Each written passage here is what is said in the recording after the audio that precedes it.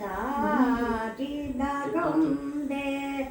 ಬೇಕೆಯಿಂದ ಕೂಗುತ್ತ ಬಂದಳು ಲಿಂಗಮ್ಮ.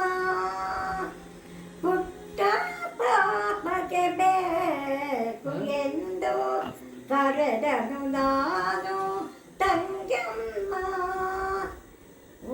ನೀರಿದಂಗ ಕೆಂಪು ಜಂಪರ್ ಹಾಕಿರುವ ಪುಟಾಣಿಗೊಂದೆ ಬಿಸಿಲಲ್ಲಿರಿಸಿ ತಡ ತಡ ಎಂದು ಹೊಳೆಯುತ್ತ ಕೂಟಿತು ಆಗುಂದೆ.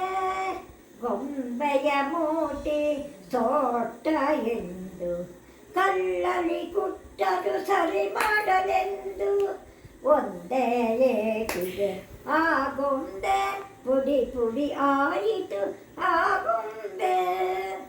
ಗೊಂಬೆಯ ಮೂಟಿ ಸೋಟ ಎಂದು ಕಲ್ಲಲ್ಲಿ ಕುಟ್ಟಲು ಸರಿ ಮಾಡಲೆಂದು ಒಂದೇ ಏಟಿಗೆ ಆ ಗಾಜಿನ ಗೊಂಬೆ ಪುಡಿ ಪುಡಿ ಆಯಿತು ಆಗುಂದೆ.